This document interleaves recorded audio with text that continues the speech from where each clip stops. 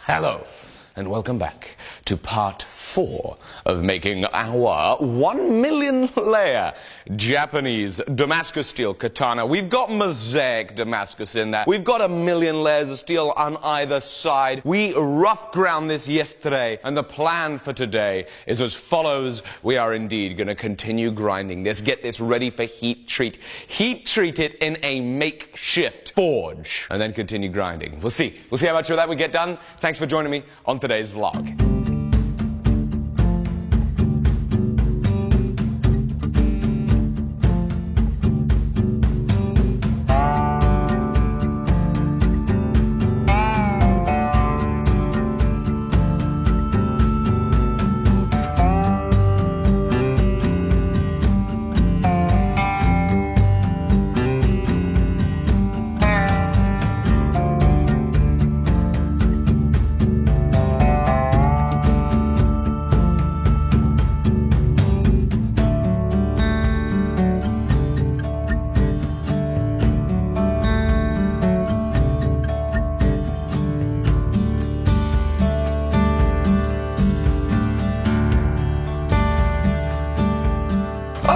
Dokily. So I have done a lot of grinding in the grinding room, and after quite a good number of hours and after making a lot of dust on the floor, I'm starting to get ready for heat treat. But before heat treat, you have a look at this, and I was having a look at this, and I was thinking to myself, gee whiz, I don't think there's enough bend in there. And so I hopped online, I had a little bit of a closer look at some photos, and I worked out really I couldn't see any that didn't have a bend that was less than about 1.5 centimeters, about 15 mil or 5/8 of an inch. And so of course we need to do a little more curving to it, and we're going to use the forge that we started to build yesterday. So of course in yesterday's episode you saw me drill some holes in this piece of pipe, give it a little bit of a tack weld to this piece of channel section, and then fill this up with some refractory cement. This is our little basic forge.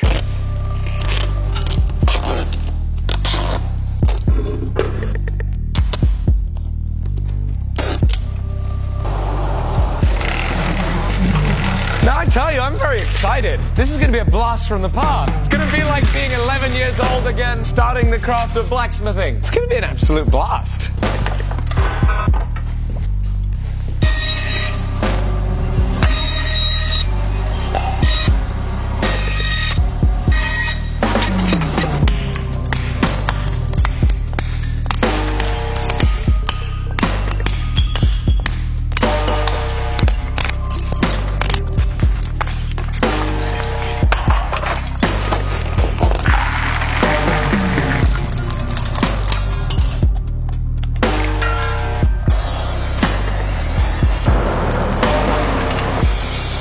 So now we have the coke forge running. The forge is nice and hot. I've got a good bed of hot coals here, or hot cokes, however you want to say, and I think we are about ready to start heating up this blade in it, painting it through, and getting this hot and... Oh, that's a hot coal, I just put my knee on. And getting this hot enough to get the bend that we need in it.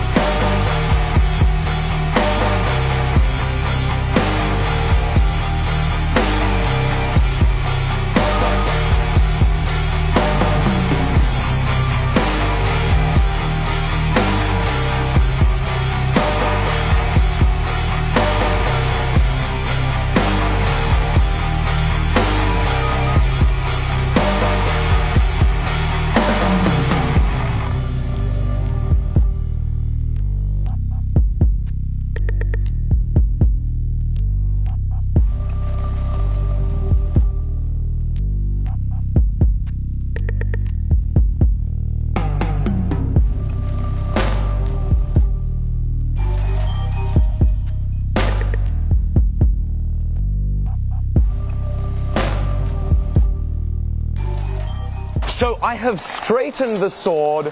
I've got a little extra bend in it. It's looking beautiful. How is this forge working out? The blower is a little underpowered, so I'm struggling getting enough air coming through. Another problem is that when you burn coke, the impurities, they sink down and they form what's called a clinker. And here in the UK, the coke supply that we have, certainly I can remember this from whenever it was that I used to use coke, we do not have the best coke, so there's a lot of clinker already forming, which means that with an underpowered blower blowing through it is becoming very difficult. I think it's going to be just fine for the quench. Speaking of which, here is a piece of steel tube. We're going to weld this to a piece of plate, and that is going to be our oil tank.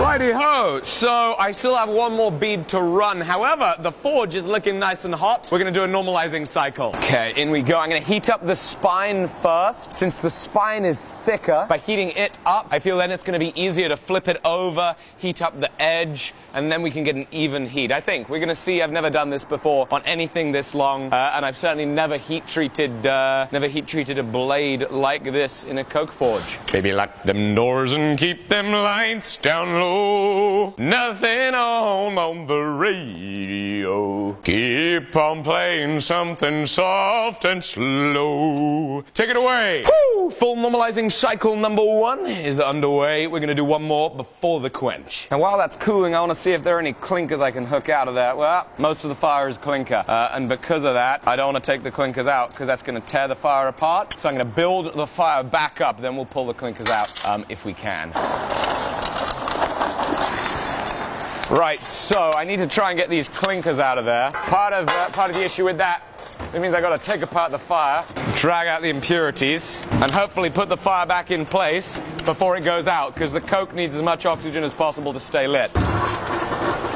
Clinker, clinker, clinker, clinker. And back in we go. Ah!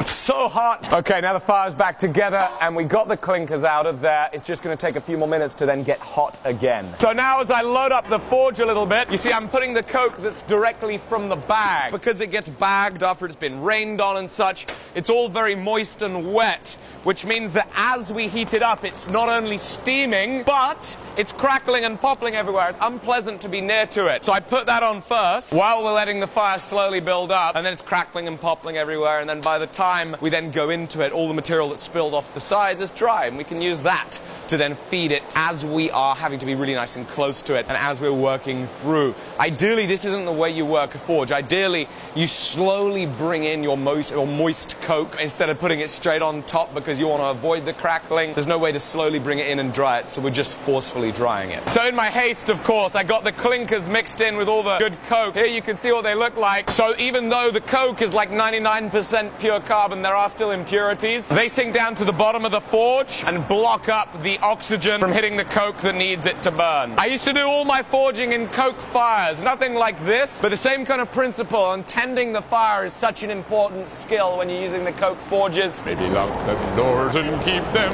Maybe lock them doors and keep them lights down low. Okay, there we go. Normalizing cycle number 2. That is super duper difficult because we got so much light from the outside. Judging temperature is near impossible, but we did end up getting an even heat the whole way across, and we've now just got to let it slowly cool down.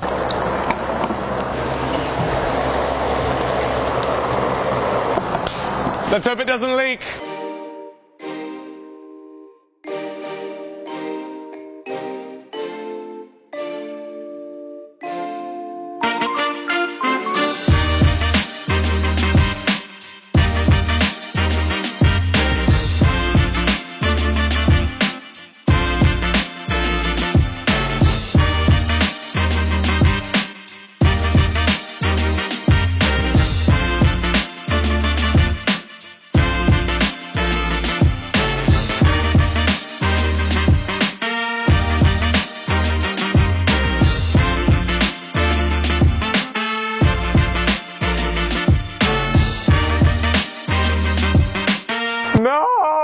I'm not going to be able to get it hot enough. The trouble is the blower being underpowered, and of course not having a deep enough forge to have a larger blower, not having a long enough forge. The middle is perfect temperature, and it's so light here I brought down the roller door. But getting the tip and either end hot is very difficult. I'm going to have to let the fire build up. We'll consider this a third normalizing cycle, and we'll see if we can do it on the next one.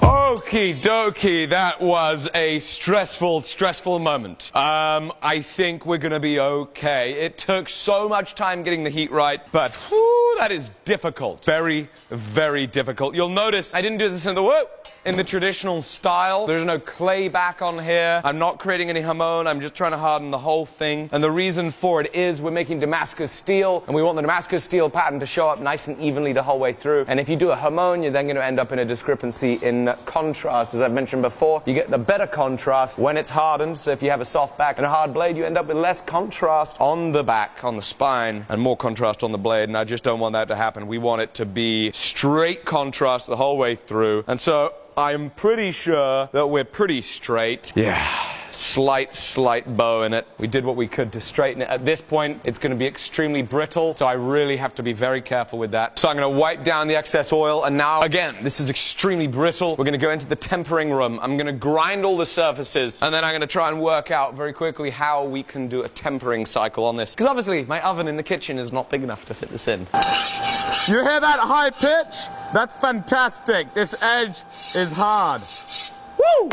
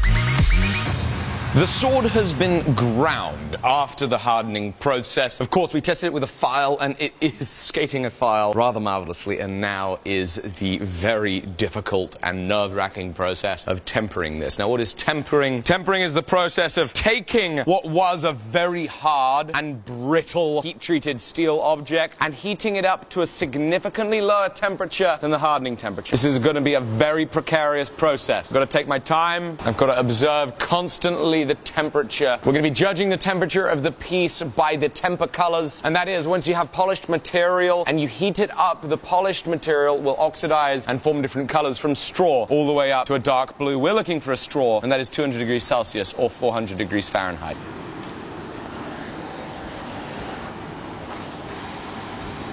I've got to be really, really careful. You see here, just there in the middle, it's already got to the right temperature. We've just got to get that across the rest of the blade without exceeding the temperature here. Am I doing Japanese tempering right? Wait, hang on a sec. That's probably not Japanese, is it? Lotus position? No?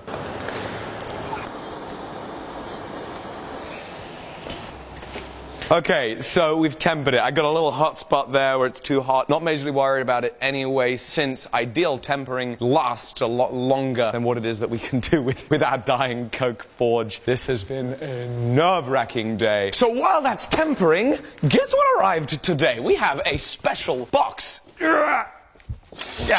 Okay. Oh yeah, no, I meant to open the box. You will remember a few weeks ago, we made a video about making a tomahawk for my dear friend and the fantastic YouTuber that is Mike Boyd. Well, there's a video on his channel he's just released. He learned how to throw the tomahawk, and as I said in that video, there's a link in the description below. We are doing a giveaway for the exact tomahawk that he has used in his video learning how to throw a tomahawk. We're gonna see if we can do it. Yes! First time! That's the one! First time with the tomahawk throw. His video is amazing. He did a triple spin throw. Links in the description for that. Make sure you also go to my video of making this tomahawk. Drop a comment to enter to win. Ah, there we go! With the sword too. Ladies and gentlemen, thank you for watching today's video of us building this katana. We're gonna be grinding on it tomorrow on the next episode, so make sure you hit subscribe. Make sure you share the video with your friends. This series is so much fun. I'm enjoying it. This is a challenge. Cannot wait to see you tomorrow. Be sure to follow me on Instagram at AlexTeal. See you soon. By the way, Mike, thanks for only half going through one handle. Yes! Second throw! Yes! So sad.